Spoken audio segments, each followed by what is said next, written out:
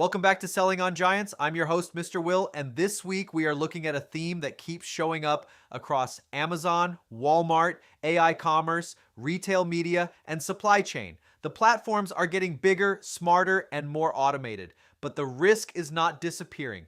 It is just moving somewhere else. Sometimes that risk moves to the seller. Sometimes it moves to the operator. Sometimes it moves into the supply chain. And increasingly, it moves into the data layer that decides whether your product gets seen, trusted, or ignored. That is the story this week. Commerce is becoming more intelligent on the front end, but more demanding on the back end.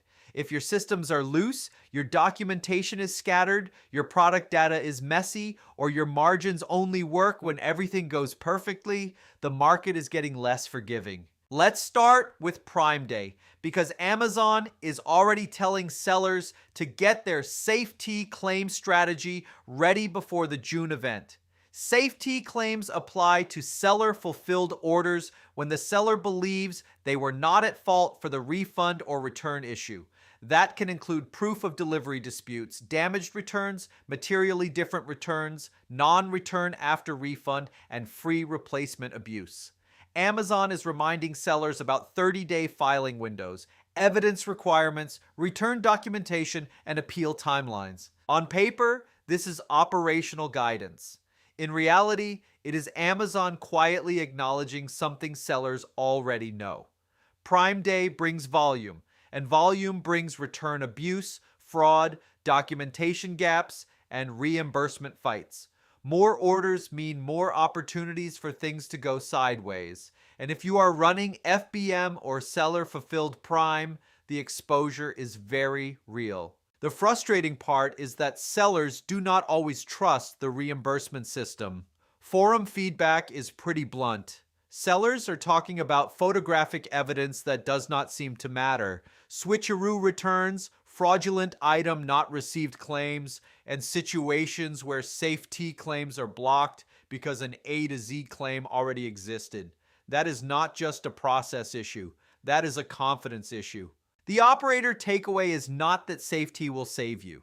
The takeaway is that if you are seller fulfilled, especially with high ticket items, electronics, seasonal products, or anything easy to swap, you need documentation before the problem happens. Photograph outbound packaging, record serial numbers, organize tracking, return labels, and shipment evidence by order ID. Build the workflow now, because trying to organize proof after Prime Day volume hits is how you end up donating margin to chaos. That connects directly to another seller forum theme, which is the continued frustration around buyers sellers cannot block. Amazon's position remains clear. Sellers cannot block individual buyers. Abuse has to be reported after the fact, and Amazon prefers centralized enforcement rather than letting sellers create their own customer-level risk controls. I understand why Amazon takes that position. They want marketplace openness, customer trust, and consistent enforcement. But from the seller side, it creates a real problem. If someone repeatedly abuses returns, claims items were not received, swaps products, rents seasonal items for one-time use, or harasses support teams, sellers have limited tools to protect themselves proactively. This is one of those places where Amazon's customer-first model pushes operational and fraud risk onto sellers. You can dislike that reality, and many sellers do, but you still have to operate inside it. That means return abuse is not an exception. It is part of the cost structure. Contribution margin needs to account for it. SKU selection needs to account for it. FBM exposure needs to account for it. If the unit economics only work in a world where every buyer behaves perfectly, you do not have a business model, you have a wish with inventory. The sellers who win here will be the ones who treat fraud prevention, documentation, returns, and reimbursement recovery as operational infrastructure, not administrative cleanup. That is not glamorous work, but neither is losing thousands of dollars to the same problem while hoping Amazon eventually builds a block buyer button. I would not hold my breath on that one. Now let's move to Walmart, Because Walmart released Q1 FY27 earnings, and this is probably the most important marketplace signal in the update set. Revenue grew 7.3% to $177.8 billion. Global e-commerce grew 26%. Global advertising grew 37%. Walmart US advertising grew 36%. Membership revenue grew 17.4% globally. Walmart Connect grew 44%, excluding Vizio. Those numbers tell a very clear story. Walmart is not just a retailer adapting to e-commerce anymore. Walmart is building commerce infrastructure. The growth engines are marketplace, e-commerce, advertising, membership, fulfillment, and omni-channel logistics. That is not a side project. That is the strategy. This matters because a lot of brands still treat Walmart like a secondary marketplace. Amazon gets the strategy, the budget, the team attention, the ad management, the operational planning, and Walmart gets whatever is left after everyone is tired. That mindset is getting expensive. Walmart's advantage is different from Amazon's. Amazon dominates digitally. Walmart blends physical store density, last mile logistics, pickup and delivery, grocery frequency, membership behavior, marketplace assortment, and retail media. That is a different kind of flywheel. It is more hybrid, more local, and more connected to physical infrastructure. For sellers and agencies, the Walmart skill set is getting more complex. It is not just list products and run ads. It is marketplace optimization, Walmart Connect, fulfillment positioning, item setup, content, pricing, inventory allocation, omni-channel attribution, and understanding how store pickup and delivery behavior affects the customer journey. Agencies that only understand Amazon PPC are going to have a harder time as the market keeps moving this way. The seller takeaway is simple. If Walmart makes sense for your category, start treating it like a real channel, not a backup plan. That does not mean you blindly launch everything. It means you evaluate the opportunity seriously, understand the fulfillment model, assess Walmart Connect readiness, and think about Walmart as long-term infrastructure. The brands that wait until Walmart is obvious will be late. Now let's widen the lens beyond marketplaces and talk supply chain, because the Strait of Hormuz story is a reminder that e-commerce is not as digital as everyone likes to pretend. We talk about AI shopping, retail media, dashboards, and conversion rates, but a lot of this business still depends on physical goods, packaging, transportation, petroleum-based materials, and global choke points. Most sellers do not think about until costs move against them. The Strait of Hormuz is one of the world's most critical shipping choke points for oil and petrochemical movement. If disruption hits that region, the risk is not only fuel prices. It can ripple into resin production, plastic packaging, food logistics, freight, manufacturing inputs, warehousing costs, and last-mile delivery economics.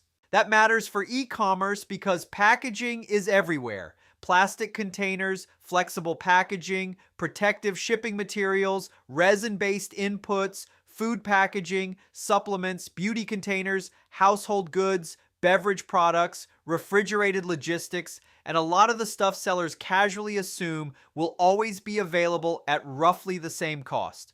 When energy and petrochemical markets tighten, packaging and logistics costs can move quickly. The uncomfortable truth is that many brands are optimized for calm conditions. Lean inventory, thin margins, single-source suppliers, heavy packaging dependency, and fragile replenishment cycles all look efficient until the world remembers it is not a spreadsheet. Then one choke point, one disruption, or one cost shock can expose the whole system.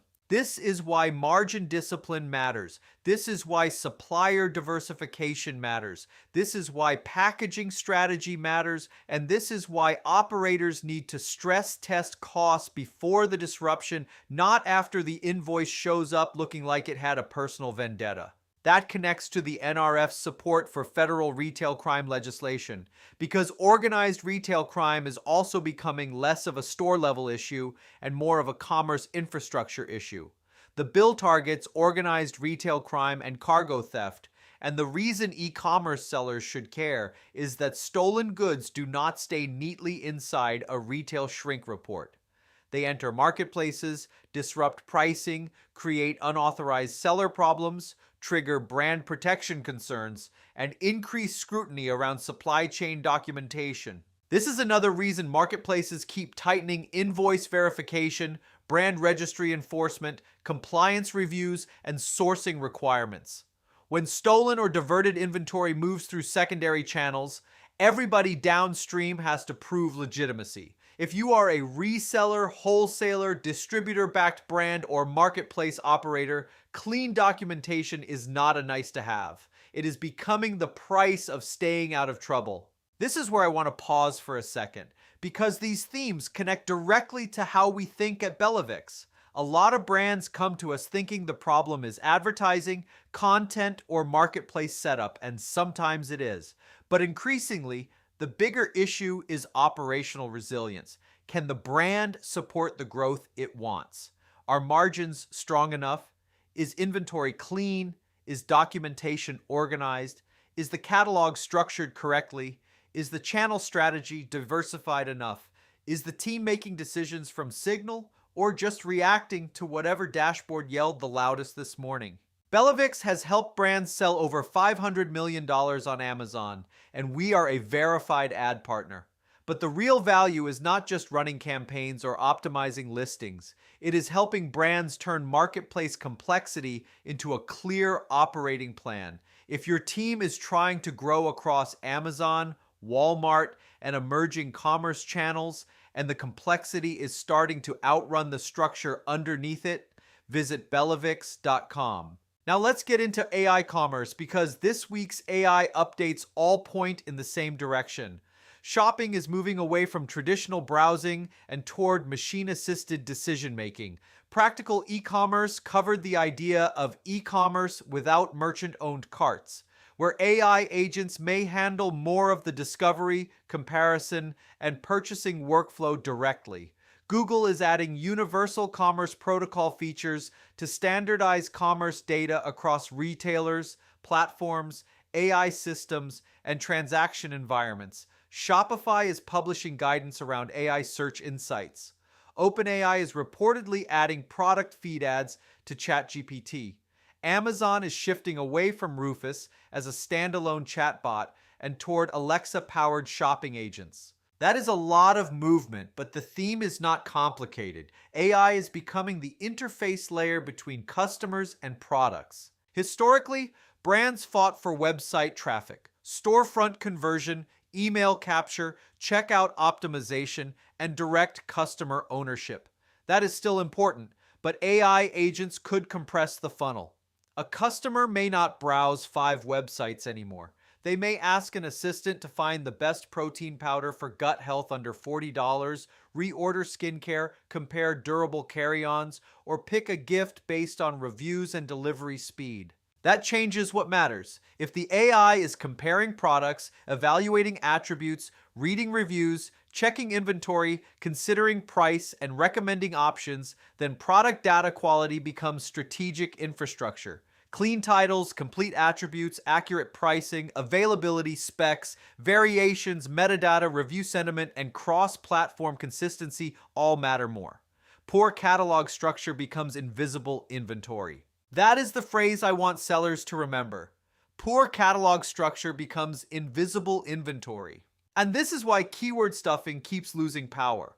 AI search is not just matching exact terms, it is interpreting intent, context, relationships, outcomes, trust signals, and product fit.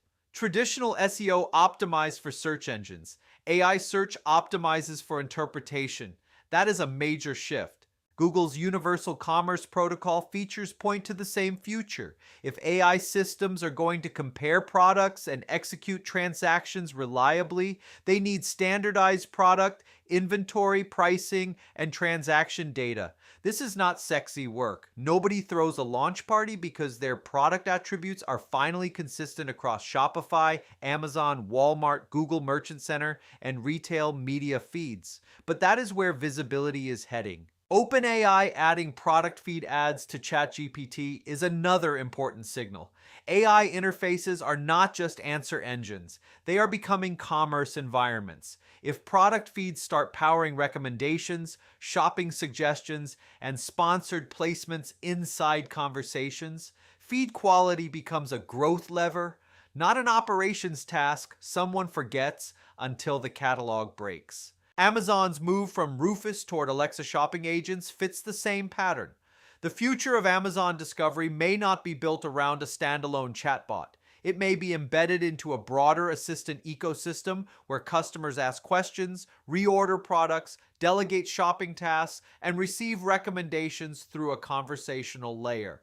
That means fewer searches, fewer clicks, and more decisions happening before the shopper ever looks at a traditional product results page. For brands, the takeaway is clear. Structured data is no longer back-end housekeeping.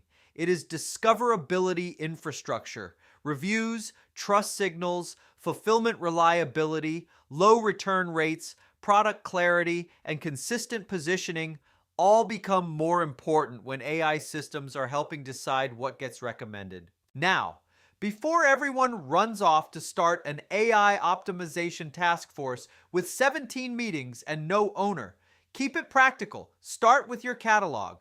Are attributes complete? Are product titles clear? Are variations clean? Are claims consistent across platforms? Are reviews reinforcing the right benefits? Is your product feed accurate? Does your website content explain the product in a way AI can understand? Are you building educational content that answers real customer questions? Or are you still writing thin category copy because someone once said SEO needed 500 words? The future may be agentic, but the work starts with cleaning up the basics. Now let's talk about the consumer, because recent retail earnings show that shoppers are still spending, but they are spending more selectively. The consumer has not disappeared. The consumer has recalibrated. Value matters more. Essentials hold up better. Trusted brands have more staying power. Promotions influence behavior, but excessive discounting can train customers to wait and compress margins. Convenience still matters, and weak positioning gets exposed quickly. This environment creates a split market. Strong brands can still gain share. Weak brands feel pressure faster. Mid-tier, undifferentiated products are in a tough spot because they are not cheap enough to win on price, not premium enough to win on brand, and not distinct enough to create real demand. That is a bad neighborhood to live in. For e-commerce sellers, the response is not panic discounting. It is discipline. Review contribution margin. Focus ad spend on proven high-converting SKUs. Avoid unnecessary catalog expansion. Strengthen retention. Be careful where discounting helps and where it quietly weakens the business. Growth still exists, but it is not being handed out evenly. When you connect the whole week together, the pattern is pretty clear.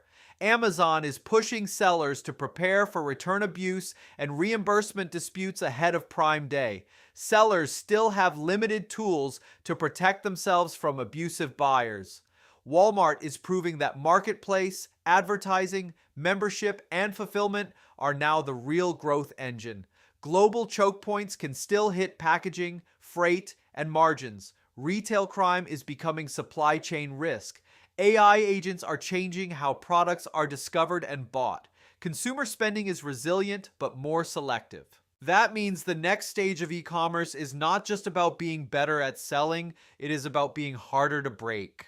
The brands that win will have cleaner data, stronger documentation, tighter margins, better fulfillment, clearer product positioning, and enough operational discipline to survive a market where both platforms and customers are getting more demanding. The edge is not in hacks, it is in execution, clean systems, and fast decisions. If this episode helped you connect the dots, share it with someone on your team or another operator trying to make sense of the same shifts. And if you are getting value from the show, take a second to leave a review so more sellers can find Selling on Giants and stay ahead of what is actually changing. Mr. Will here, signing off from Selling on Giants. Let's keep building.